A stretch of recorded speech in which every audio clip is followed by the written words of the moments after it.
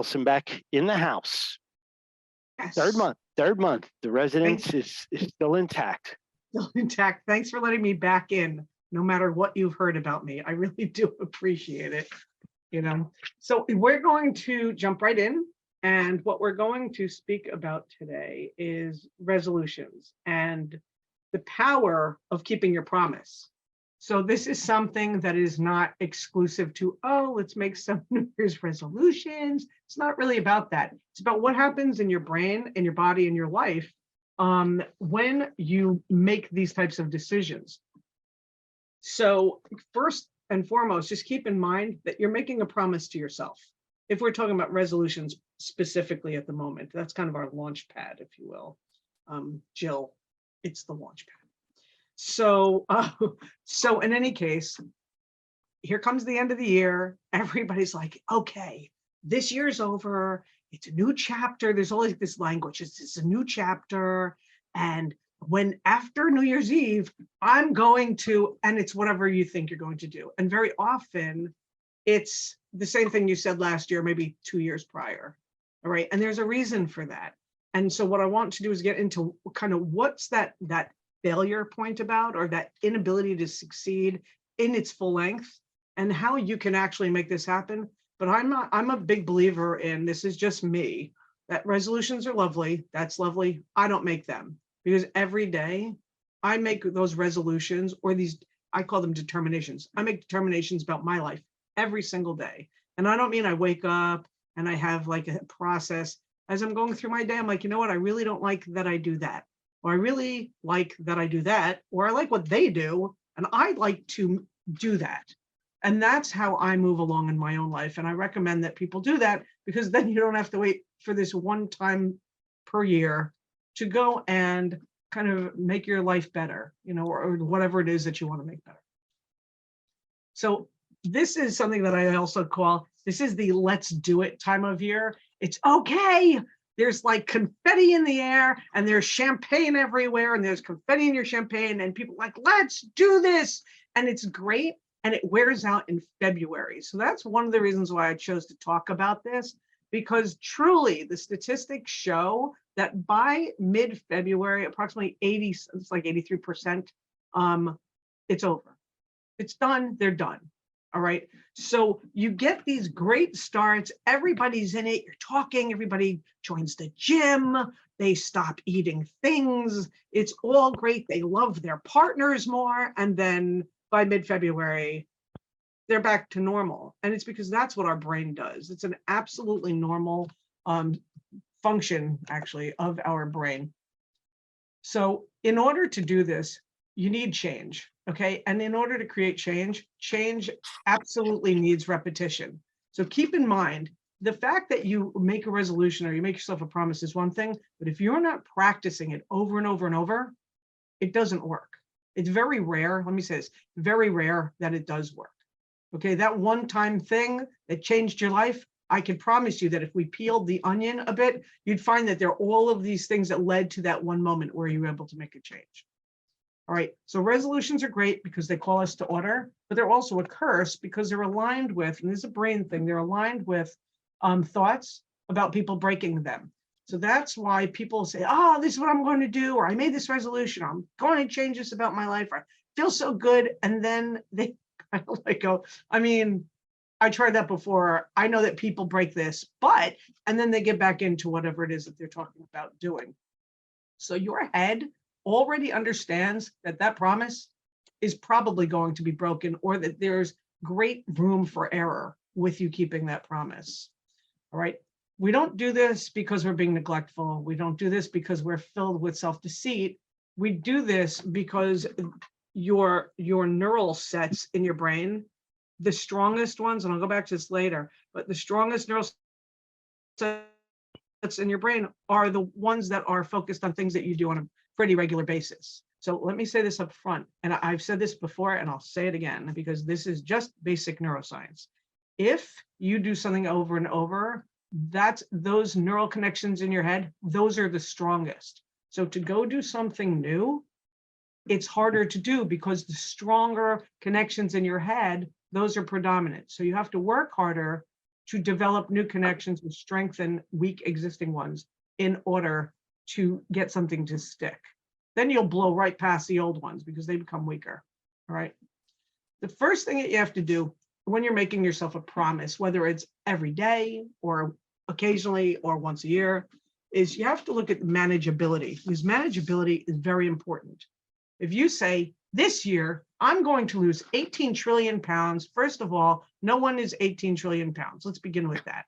Okay, the other thing is you have to ask yourself, do I live a life that makes this manageable? That's a really important question.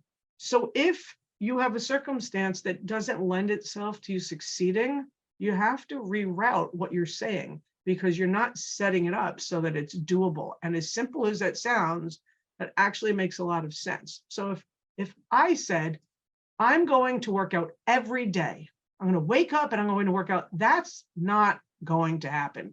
And the reason it's not going to happen is biologically, I'm not a great morning person. I can do it. Nobody knows how bad it is for me. That's not my time of strength. I'm better off working out at the end of my day.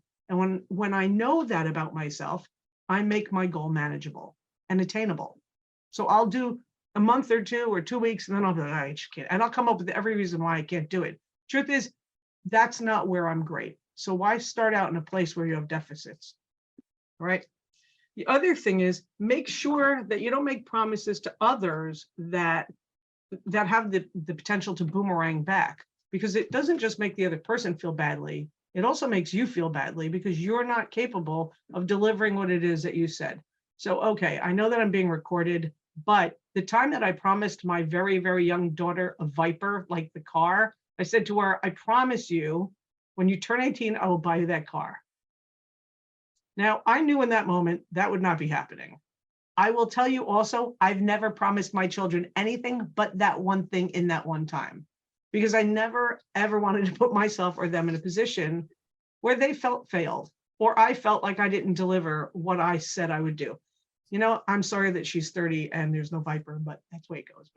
Sorry. All right. So just make it manageable. Know that you're setting yourself up for success, and also the ripple effect of that. When you do something and you follow through, very basic, other people react. That ripple doesn't just go out. We forget that ripple comes on back. Now you stand at the side of a lake, you throw a rock out there, there's a ripple. Eventually that ripple makes its way back in your direction. So this is all about setting your head up truly on a chemical level and a physical level so that you can be successful in whatever it is that you're choosing to do. All right.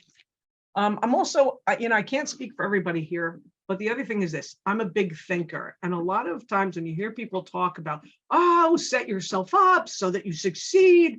Well, the question is specifically, who are you? But who are you? And you need to check in and ask yourself that. There's some people, they think in just a particular space, it's manageable for them, it's great. There are people like myself, big thinkers. There's no box. There's just no box. I just keep going. But even with that, I have to consider whether or not I have the fortitude or the grit to meet the goal. So just because I'm a big thinker doesn't mean it's going to happen. I can become as excited as I want to. Okay. Or the person who they like things just very specifically laid out. They may not really have the fortitude to get through all of that, because they're more excited about having things laid out or being a big thinker than they are about meeting the goal. I hope that makes sense to everybody, because it's very important. Does everybody get that? We're good? All right. The gift of a small group. All right. The other thing is reframing. So if there's a first point, it's manageability. The second point is understand, define, and redefine. The way that I tend to do this is it's pretty analytic, but it's a great trick. And when I come here, I want to hand you these little hacks or these tricks. So etymology, which is the study of words, okay, it provides a lot of insight. And what it can do is can help your brain reframe how you're thinking about something. So let's talk about the word resolution for a second. Resolution comes from the root word resolutio. Okay, this is Latin. That's the end of my Latin, guys, right there. Okay, resolutio. It's two separate. It's actually hyphenated. Re means go back to something or do it again. So it means back or again. Resolutio Okay, actually resolution is traced back to the word resolutio, and resolutio means to loosen something, okay, or salvo, which is loosen. So it's either to loosen, solutio, or salvo, which is loosen, right? Think about this. So the prefix says you have to do something again. Right there, that completely sets your circumstance up so things become achievable. It's not, I'm going to do this. Crickets. And then you're like, well, I didn't really do it. It's, I'm going to do this, and I'm going to do that again and again. And the only way to do that is to loosen things up so this can happen. If you firmly think that you should be eating meat and that is it, and you have all of the reasons to do that, and you wake up on January 1st and say, I am a vegetarian, and next month I'll be a vegan. The truth is you have a base belief that you should eat red meat for whatever reason. So in there, if you don't loosen that idea up, it's such a staunch concept, you're going to have trouble shifting gears, a lot of trouble. So you want to go, again, remember, okay, and resolution. So resolution, big deal when you rip that thing apart. Hi, Jake. So understanding this makes it easier, okay? Because what it does is it allows your brain to go, oh, resolutions are made often to be broken, right? That's our framework. Resolutions are exciting, so that's really great. But now if you go, well, what does that word really mean? What it means is do it again or go back and loosen something up. Now you're on a different course. It's a thoroughly different course than where you were before.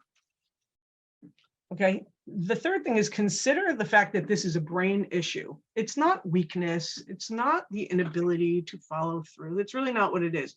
Your brain runs everything. I've said that to you before. Another thing that I'll say again, it's running almost every single thing. When we have a new idea, it's like a great idea and it's filled with promise and it's the new shiny thing and it's so great. And what happens is that excitement activates our frontal lobes and some on the side. So what happens is basically sparks begin to fly in your head. It's super exciting. It's like a big party. Your head is thrilled. This is great. The more you think about it or talk about it, the more your mind is like feeling incredible. So this is now a chemical reaction. It's not you are no good at this. It's your brain is trying to process this. But first, it's a massive party in your head. And that's great. But when that shiny fun thing loses its luster, your head wants to go somewhere else. Where it wants to go is exactly what I said in the beginning of the conversation. It wants to go to what's comfortable. Okay, so all of a sudden, it's, I'm going to go, I think, people who say, I'm not going to eat after, I don't know, eat after 6 o'clock. Next thing you know, you're sitting in your bed eating pizza at 9. And you're like, well, I had a bad day. It's just warm in here. And I love, watching those cop shows with my pizza. It's not an epic failure. It's that it's not shiny and fun anymore. So your job is to re-up it in order to make this work. All right. The problem is that when we need to put effort into anything, we are now registering it as effort. And that's real and it's true. So part of your resolve for resolutions or personal promises or whatever it is to say, this is going to be great, but this is going to really take effort. So how do I discipline myself or put myself in a circumstance that makes this manageable enough for me to achieve my goal? Okay, so any questions so far? We're good? Yeah, just one question. I've heard over the years that if you do anything at all for 21 days, it becomes a habit. Is that basically the amount of time you need to do something repetitively for it to become a habit? Basically, it can change. That's why you see a lot of guided meditations and other things that say 21 days, because it's somewhere thereabout. I mean, again, it depends upon the person and their neurological placement, standing. But yeah, it's around 21 days. I usually tell everybody, give it a month, because it's a give or take. And again, even if you do the same exact thing for 21 days, your brain is still fighting with whatever is strongest in your head. So it may take a little more time. I find 4 days, 4 or 5 days is generally what you need to get going. Then about a week after that or so, you start to feel like you're going to give up. So it's kind of like this 4 or 5 day section. Then you go into that other thing, and then you start to like, that's where the path starts to divide. But 21 days is pretty good approximation. It's a good question, by the way. Thanks. Yeah. Okay. So the thing that you have to do here is you have to resist. So this is like your Braveheart moment. You come out with the paint on your face and you're like a horse. And you're like, ah, and you come out. You have to do that to re-psych yourself up a little bit to get back in. It's like if you're on a Peloton, okay, and you're going, and all of the sudden you're just like, I had to push through. And the little person on the screen, they're like only this big, and they're like, yeah, you can do it. And they're going, and you're like, I can't go. That person is working on psyching you up to keep you with them. Those numbers are creating an accountability so you don't look like you're falling apart, and you'll push through because there's external material that's getting inside of your head that goes, just one more step, just one more push. You know, it's just one more day. And it really works that way. Right. So number 5 on this. Number 4, just kidding. Number 4, lying to you. Number 4, okay, is this re-engagement. All right. So again, we're using this thing. RE, that's your constant. That's what you want to remember. RE, go back, do it again. It's okay. If you have a bad day, you have a bad minute, it's okay. Go back and do it again. All right. And maybe you need to realign it. Do it again. Right. So what you want to do is you want to re-engage your brain's light show, which is basically what I've been saying. You want to get those sparks flying again, even if it's a little bit. Go do something that makes you feel good. All right. Sometimes it's doing something out of the ordinary to realign yourself. So for instance, let's say just things are just not going your way, and things, or maybe you're bored. It's just something. Go do something that you just haven't done in a long time that makes you feel good. Really out of the ordinary, because that will give your brain a break. It'll give your body a break, even if it's strenuous activity. It gives you a break. It's like taking that proverbial breath. You know, people go, okay, take a breath. That breath isn't for nothing, which I think I said last time. It's to help oxygenate, but it's also to help you realign. So if you are having a tough day, you know how they say, like, go for a walk? It helps because it gets you away from everything. Like, I do a lot of writing. When I go to write something, sometimes I need to get out of here. I do. You know, even though I do a lot of this and I'm working with a lot of people, ultimately I'm by myself in one room by myself, in some room somewhere, unless I'm teaching a course or I'm speaking with real people in a room. But ultimately I'm standing by myself. So what I'll do is I'll take my work. I have a collapsible keyboard. I've written literally portions of books, articles, blogs. I worked on this in a restaurant. It's noisy, it's insane, but that stimuli for me takes my head to a different place. Restaurants, we know what happens in a restaurant. They come, they ask you questions. You want water? Like what? There's a regular routine. It's comfortable enough, but it takes you out of your zone. And then you're like, oh, I just figured that thing out. I'm convinced that's why, you know, I don't know if you guys have ever heard this, but in advertising, it used to be a big thing. Inventions, the best ideas are first written down on a cocktail napkin, right?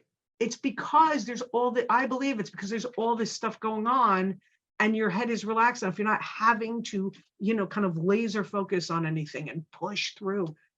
So give your brain a chance so that you can realign and get to where it is that you want to go. Obviously, this is about anything. So it's not just resolutions. It's promising yourself that you're going to get rid of that project today, or you're going to do a better job with that client, or whatever that is. So we've covered the fact that neural connections, that's what this is all about. So the other thing that you want to think about is the fact that you're working to strengthen either weaker neural connections or establish new ones and then strengthen those. When you do that, the old strong ones, the ones that are really strong and in place forever, it's almost like they atrophy, because now you're not giving them the attention they need. It's kind of like a bully, right? You don't give a bully attention, eventually something happens, they go away, they stop. That's what happens with those older, stronger neural connections, because you're giving so much attention to the new ones and you're putting your effort there, and it's deliberate. That this old stuff, it loses its ability to become the default because you've made the new ones, or the existing ones that you're strengthening, that becomes the default.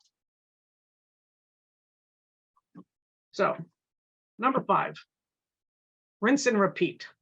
This is your rinse and repeat, okay? Your brain is trying to bring you to what it's most comfortable with, right? We've established this. It's looking to go back to your old behavior because that's what it knows the best. In the greatest dysfunction, it'll still go there because that's what it knows. It could be that you're used to chaos. Maybe you grew up in a chaotic environment. So somehow as an adult, you're like, why do I always have this chaos? Stop and think about it. Did you have a lot of that earlier on? Because then you know how to manage it. So your head goes, I hate chaos, but I know what to do with that. It takes less effort, even though it feels like it's more. For your brain, it's like, oh, I know what to do with that. So you want to literally say, and you're talking, it's chicken and egg like, but you want to say to yourself, no more chaos. I want a life that's enjoyable. I want a life that's simple. I'm going to lead a simple life. This is not a positive profession for like that sake. This is actually strengthening the neural connections in your head. It is scientifically based. If we had a scan, you guys walked around with a PET scan, I don't know how you would do that all the time. You'd be able to see this happening all day long. It's unbelievably amazing, right? So you want to rinse and repeat. It's go back to the resolution, RE, okay, resolve, remember. It's do it over and over. So I want you to re-up. I want you to renew, revisit, re-engage. I want, things like that. React and react accordingly, not just react and lose it and end up all over the place. Ultimately, this is about personal power. It really is. So what I'd like you to try to do is remember that you need to repower your phones, hearing aids, car batteries, everything. You have to plug it in and let it restore. And then it's good for the day or good for amount of hours. We tend to not remember to do that for our lives. We just think like, oh, I blew it. Every second is a brand new second. You don't get the last one back. So what? So what? You ate pizza, I don't know, or whatever in bed. You ate pizza on your Peloton. It's fine. It's fine. So don't do that later. Just don't. And when you want to, ask yourself why. Maybe you're bored. Maybe you're frustrated. So maybe say to yourself, you know what? I'm going to go do that thing. Earlier, a few of us were talking about things that we do. Kim and I were talking about stuff. And we're talking about like cooking and baking and things like that. And I said that I cook and bake a lot, but I give it all away. I'm doing it because if I don't do that, I'm going to keep working. That's the truth. I probably have the most organized house in the hemisphere, purely because I do that to keep myself busy. Otherwise, I will keep working. And I know that about myself. I have a very active brain, not hyperactive, but my brain I'm problem solving, guys, all day. So my brain goes back to what it's used to. So I take and go, what can I do with this that really works out well? So that's the difference. All right, thanks, Jennifer. Have a good one. So that's pretty much where we're at. That is my spiel for the day. Any questions, thoughts? Fascinating. I think we all think about this all day and all night long. It's one thing you mentioned with when you talk about doing something different. I'm living in that hybrid world now. I'm sitting in my New York City office today. I'll be here tomorrow, probably be home Thursday, probably be home Friday. Deal with next week when next week comes. Don't have that figured out yet. But to me, this is like a break. Because like you, Allyson, if I'm home, it's like my home office, which I have 4 walls and a door, so I can keep myself locked in there. It's like a giant magnet. It just constantly is sucking me in. And when I'm home, I feel like I have to be working. So, what resonated is take yesterday, for example, was a holiday. Most businesses are shut, everything, closed down. My son was going back to college. He was supposed to leave at 11. So I started planning out the rest of the day to keep me away from getting on my computer. Well, that 11 turned into 11:30, and 11:30 turned into 12. And I found myself, oh, when you're leaving, oh, Nate's picking me up in 45 minutes. What did I do? I went into my office, catching up on emails, doing some work. Then he finally left. And I said to my wife and daughter, okay, we're leaving the house. They're like, it's 1:30 in the afternoon. What are we doing? What we're going to do? We're going to go to the mall and we're going to walk around. And if we see anything we like, we're going to buy it. And we did that. And it took us out for like 4 hours. Great. And I was like, it broke up my day because I would have sat there at my desk and just worked because I would have been bored. Right. Right, exactly. And that was a great thing to do because there's a ton of stimuli. So knowing yourself and understanding kind of your place in your world, the mall makes a lot of sense. I haven't been to a mall in over 2 years, so it was kind of cool. It's like your re-entry into the biosphere, or the ecosphere. It's really funny. That's It great. was Still not just been to the good to mall. get away. What's that? It's a great I've idea. still not been to the mall since the pandemic. I just haven't. I haven't had a need to go. I just go Yeah. online. I It know. was just nice to get away, and you spend a little time with family. You're not arguing. You're not in the house. You're not on your phones or doing this. It was just, it was nice. It was Right, nice. but that's a perfect example. And that's exactly like if you could have picked the perfect thing, that was the perfect thing, the mall or whatever, but that was perfect. Because you're right, we're sitting. And the other problem is, Lane, you brought it up earlier, the phones. We can work all of the time. Always. Mhm. It's everywhere. You don't have to ever stop. Or or it's social media, or you're trying to stay engaged in friendships or whatever it is. But there's something that's not really healthy because if we don't do that, we're bored. And this topic is such a much bigger conversation. I mean, you can sit around a table for 8 hours and talk through this. It's just, it's like you said, it's habits, it's what you're used to. Everybody makes, resolutions, including myself, and 99% of the time they fail. And like you said, you got to look back and redo and say, all right, what little steps can I take to, achieve whatever I think is going to be beneficial going on in my head. Right. But you have to really make it manageable, because if you don't, you start off with that concept that resolutions are made to be broken. Like people say, rules are made to be broken. Resolutions, you start by making fun of almost always the concept of resolutions. It's very problematic because it actually sets you up then to say, I don't really, it's okay that I didn't do that. Or of course I stopped. It's February. Isn't that when all resolutions end? Yeah, but see, that's exactly it. What I said, 83, yeah, like 83%. One of the things I Well, read, it's amazing. I have to share with you so much of what you just spoke about. I'm doing, is anyone familiar with the weight loss program Noom? You see it all the time, all the ads. Yeah. Well, Yep. long story short, I hadn't done like a weight loss plan, and my daughter started doing it, and so I started doing it with her last February, and I stuck with it. And a lot of the challenges, Allyson, that you talked about, I met those challenges, and some of the things that they talk about, because there's a whole psychological component to the program, and you don't buy it. I mean, basically, it's a subscription to be part of their email, daily emails and whatnot. But yeah, it's one step at a time. And it's small things, right? Like getting on the scale every day. That was really, really tough for me. I'm like, no. Getting on the scale every day, drinking enough water. I mean, those two things alone were huge for me. They sound super simple, but yep, there you go. Yep, and here's there. But there's a lot of people, Pam, too, who aren't self-starters. There's handfuls, but most people need to be led and they need to be guided. And I know, me and what, for me is what I've accomplished, these first 17 days. I had to make some major adjustments in my life and get a little help because I knew if I just showed up, I'd complete the task. It's showing up, which is the hardest thing to do. Right, If you right. get yourself to show up and put the Right. time in, you'll get through it. But for me, sometimes I need a little help. Need some Yeah. outside factors Well, to it's, say, yeah, it's You're right. literally getting on the scale every day. It's And normal.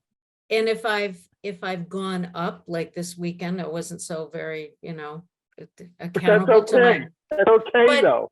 but that's the thing, right? And they talk about that. It's okay. You fall off, you do whatever, it's okay. Let's start again. And for me personally, it's like, I'm sure there are a whole bunch of other things, that brought me to that point where I was in a position where I had the room in my life to actually pay attention to this sort of stuff and did it. And it's, yeah, so I just, yeah, a Perfect. lot of what you shared today, Allyson, it mirrors or complements what I'm already trying to do. And, yeah. Yeah, but I think you and Lane just said something really so smart, which is you need to have room for it. That to me is part of the manageability. If you go in and you're already maxed out Yep, and you yep. can't add one, and it doesn't matter how small it is. I don't care if it's, I'm going to put my keys by the front door. If you just don't have any more brain space left, 100%. give yourself the 100%. room. You have to give yourself the room because otherwise you can't, it's not sustainable. Yeah, no, Yeah. it's not. And if you had told me 10 months ago, because I started last February, that I would have lost 35 pounds, I would have thought you were crazy. Congratulations. So That's it's, a thank you. big Yeah. deal. And it's, That's great. it was a really big deal for me to do it. And I think I was successful in that component because I had the room in my life, because, 1,000 other things. And there I am. That's So, so nice. That's encouraging. yeah, Congratulations. Wow, it's amazing.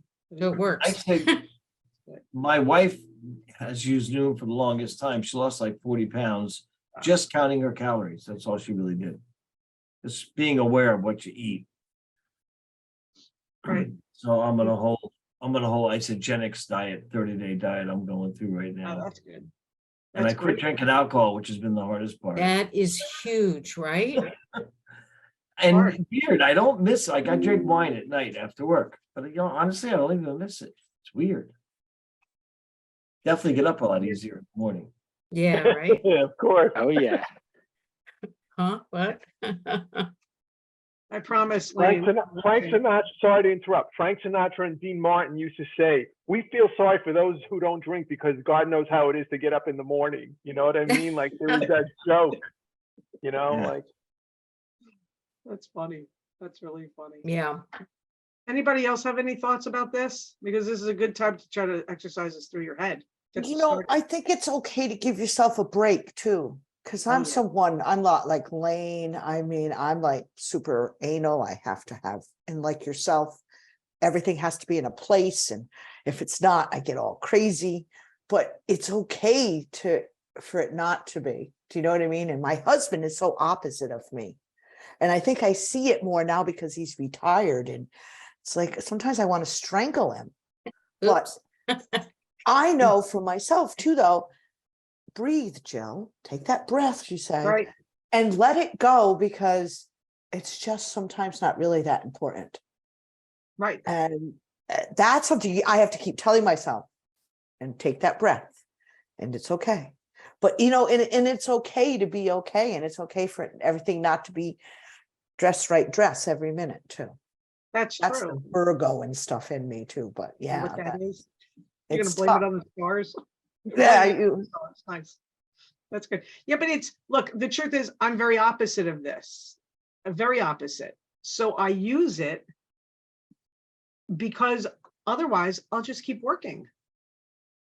So my way of getting myself to stop is to create a different level of productivity and something that I could feel really good about. Even if it's just sitting around thinking about something to figure something out, it's my way of making sure that I don't go to what I've taught myself to do, which is make sure that everything is super efficient and effective.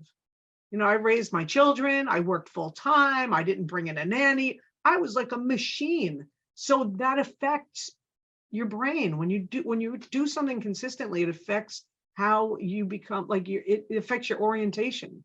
So I had to kind of jam something in there, quite frankly, kind of like a spoke, kind of like a stick in the spokes to get it to stop, because otherwise it's like, okay, what do I do? How do I do this? 15 things at one time.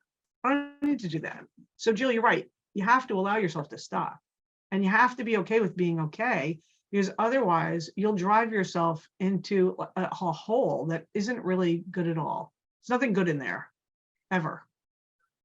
That's why like vacations, another root word, vacate. It's not the vacation. It's the fact that that's like an active verb. You're vacating. That's why it works, because you're letting yourself stop. That's exactly right. Nice. I like that, Jill. And call me You know, when you're stopping. I'll be like, Ye- stop. it would be great. I mean, I know we do this, once a month, and probably like most of you, I got all kinds of stuff now running in my head. And maybe next time, Dr. A, we we should do a little homework assignment. Nothing too strenuous. Don't bring me back to the days of doing homework. I'll have a panic attack. But at least, Effort to do it. coming out of each of these, Yeah. maybe a little assignment. Here are a few questions I want you to answer. We'll talk about it. It keeps everybody engaged, because I apologize. We talked about this and I didn't do that. And I apologize for that. Yep, you're right. I forgot we talked about it. But it's Totally. I do it in my marathon group, my mastermind group that I run, and it really helps get them in the right frame of mind. So It's a good idea. I think it works great. yeah, that's what it kind of feels like. Everything we do, whether it's an event like this or our breakout sessions, they're like little masterminds that go on, and you want to just, keep people engaged and carry it through and have something to talk about, after you've processed it, thought about it, because, it always happens. 2 days from now, I'm going to wake up and say, yes, and I'll write it down, and I'm going to want to talk about it with somebody. So Right, exactly. Well, here, Allyson, you're very engaging. Don't worry. thank That's you. never an issue. Thank you. Thanks. I appreciate that. But I can give you homework. I could do this right now. Right now. What I would ask you to do until we meet again, and you can impart this to people that are also in your world, is to consider the fact that the word resolution, which is a promise, has that two sections, RE and solutio, which is the Latin for solution. All right. That re part really is the only way to make the solution work. So I want you to think, your homework is every time you go to do something that's counterproductive to where you want to go, stop and think of two letters, RE. Think about what that means. Just think about what that means and see if you can put it into action so that you can meet what it is that you've resolved to do. So all I'm asking you to do is think of two letters and what they mean. And for those of you who came in late, it's resolution. And when you break the word down, RE, Latin means back or again. And solution, resolution, means it's a salvo or a solutio, which is something. Yeah, it's solution. Loosen means to loosen things up so that you can make a change. Right, so think of RE. That's actual homework, because that is easy for your brain. It's not overwhelming. And you can use it with everything. Now I have to write down that I said that. Great. Cool. Because I will not remember. We respect the fact that we will remember and we will be resolute. Right? Exactly. Exactly. Something I learned, a few things I learned. One is everything in threes. Okay. It's really easy to remember 3 things. It's easy to do 3 things to get them accomplished. Like if you look at a workout set, it's usually 3 sets of whatever. And there's a reason for that. I think it's easier for us to break things down into little bites, I like to call them. It's like how to eat an elephant. One bite at a time. One bite at a time. That's just the reality. So for me, I try and repeat on the little tiny things as much as I can, because I'm totally ADD squirrel. Whoops, there goes Yeah. kind of guy. So for me, having little bites, I can get them done, and I feel like I accomplished something. I move on to the next one. good stuff. And it's true. Easy. Yeah, keep it easy. Just like threes. Keep it easy. So, Yep. you know, I don't know if I blew through that too fast, Lane, but you know. 45 That's good. minutes, 45 minutes, just like Ed. Yeah, that's true. It's incredible. It's incredible. I want to thank all of you for coming. I really do, because I appreciate this a lot. It's an opportunity for me to stop and hand over what I do. And that for me is a gift. So thank you very much. It's very And it nice. allows us to stop whatever we were doing prior to this, Bingo, that yep. we're going to resume now. And it's like you said, it's a nice break to get away and get recharged, Right. and then Yep. deal with the rest of the day. That's it. That's it. So this means that we have to go do that, right? We have to go. Yeah, Yeah. kind of Whatever. We're the masters of our universe. It's okay. There you go. cool. All right, All well, right, thank you again. everybody. I appreciate it, everybody. All Thank right, you. Thank thank you all. you. Be well. Thanks, everyone. Bye. See All ya. right, thank you. Bye.